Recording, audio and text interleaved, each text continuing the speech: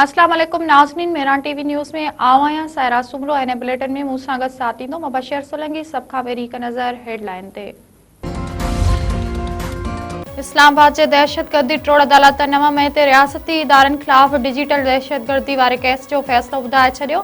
आदिल राजा, हैदर मेहदी, वजाहत सईद, साबिर शाकर ऐं मुईद पीरज़ादा खे ॿ भेरा उम्र कैद जी सज़ा। अदालत जवाबदारनि खे ॿियनि कलमनि में भी मजमूई तौर 35 साल कैद ऐं 15 लाख रुपया ॾंड जी सज़ा ॿुधाए छॾी। जवाबदारनि मथां रियासती इदारनि खिलाफ़ डिजिटल दहशतगर्दी जो इल्ज़ाम ट्रायल दौरान 24 शाहिद अदालत में पेश थिया। पाकिस्तान में साल 2025 दौरान दहशतगर्दी के वाक़िअनि में 34% इज़ाफ़ो थियो। दहशतगर्दी जो सभ खां वधीक निशानो सिक्योरिटी फोर्सेस ऐं कानून लागू कंदड़ इदारा बणिया।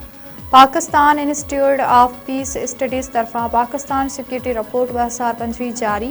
रिपोर्ट मुताबिक पाकिस्तान में साल 2025 दौरान 699 दहशतगर्द हमला थिया, जिनमें हमलन में 437 अहलकार शहीद थिया। शहीदन में 174 पुलिस अहलकार, 122 फौजी जवान ऐं 107 FC अहलकार शामिल।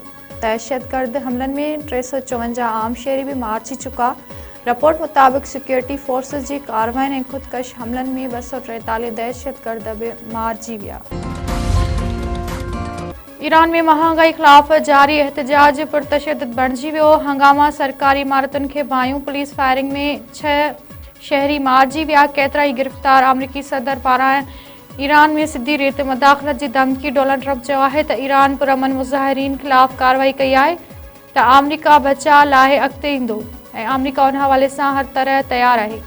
डोनाल्ड ट्रंप जे बयान ते ईरान जो सख़्तु रद्दअमल। ईरान जे नेशनल सुप्रीम काउंसिल जे सेक्रेटरी अली लारेजानी चयो आहे त ईरान अंदरि एहतजाज में अमरीका मुदाख़लत कई त ख़ितो उन जा नतीजा भोगींदो। वफ़ाक़ी काबीना इस्लामाबाद में बल्दियाती चूंडूं ॿीहर मुलतवी करण जी मंज़ूरी ॾेई छॾी। वज़ीर आज़म शहबाज शरीफ़ जी सदरत हेठि वफ़ाक़ी काबीना जो इजलास। चीफ कमिश्नर इस्लामाबाद तरफ़ां ब्रीफिंग। काबीना इस्लामाबाद में पंजाब तर्ज़ जी बल्दियाती चूंडुनि लाइ कानून साज़ी जी मंज़ूरी ॾेई छॾी। काबीना कमेटी जी 3 ऐं 30 डिसंबर जे इजलासनि जे फ़ैसिलनि ते तौसीक़। वज़ीर आज़म पारां सीड़पकारनि खे वधीक सहूलतूं ॾियण बाबति सिफ़ारिशूं तलब। माशी सुधारनि, सीड़पकारी में इज़ाफ़े ऐं तरक़ियाती मनसूबनि में अॻिभराई बाबति इजलास। वज़ीर आज़म शहबाज शरीफ़ चयो आहे त माशी बहितरी जी पॉलिसी ते वज़ारतनि तरफ़ां अमल दरामद ज़रूरी आहे। हैदराबाद जो तफ़री मार्ग रानीबाग महीने अंदरि ख़ाली करण जो हुकुम। ज़िले इंतिज़ामिया फनलैंड दुकाननि, कैंटीन जे मालिकनि खे नोटिस जारी करे छॾिया। ज़ू पार्क जे जानवरनि खे आर्ज़ी तौर ते ॿिए हंधि मुंतक़िल करण जो फ़ैसिलो। इंतिज़ामिया जो चवणु आहे त सिंध हुकूमत पारां पब्लिक प्राइवेट पार्टनरशिप तहत रानीबाग खे नए सिर तइमीर करायो वेंदो।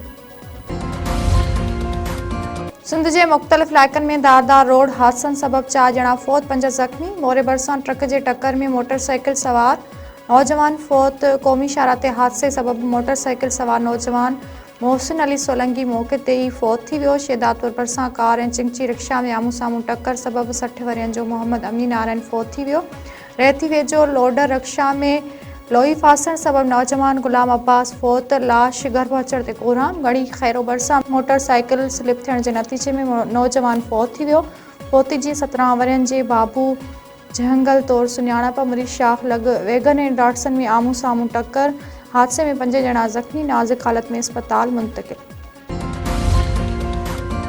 मीरपुर ख़ास में पुलिस चढ़ाइण ऐं घर ड्राइण खिलाफ़ लाशारी बिरादरी जे औरतुनि जो धरणो। ॻोठ मोहम्मद अली लाशारी वासी औरतुनि जो 1 ॾींहं जे वक़्फ़े बाद ॿीहर प्रेस क्लब आॾो एहतजाज। सियासी समाजी तुरियूं ऐं क़ौम परस्त अॻवान शरीक पुलिस खिलाफ़ नारेबाज़ी। मुतासिर औरतुनि जो चवणु आहे त पुलिस संदनि लाइ धरती तंग करे छॾी आहे। संदनि ॻोठ जा लंघ, बिजली ऐं पाणी बंदि कयो वियो आहे। पुलिस जी मुसलसल चढ़ाइण जे ख़ौफ़ ऐं सदमे सबबि संदनि हिकु औरत फ़ौत थी वई। सख़्त सीअ में बचनि समेत खुलियल आसमान हेठि वेठल आहियूं। इंसाफ़ ऐं तहफ़ुज़ फराहम कयो वञे। चंबड़ वेझो नेंगरी मुबैना तौर फावखाई आपघात करे छॾियो। ॻोठ मीर मोहम्मद थेबो भरिसां घर मां 13 वरियनि जी अर्ती कूली जो लाश मिलियो। वारसनि मूजिबि हू कमंद जे काटाई ते वियल हुआ। पोयां संदसि धीअ ख़ुदकशी कई आहे। संदसि ज़हनी तवाज़ुन दुरुस्त न हो।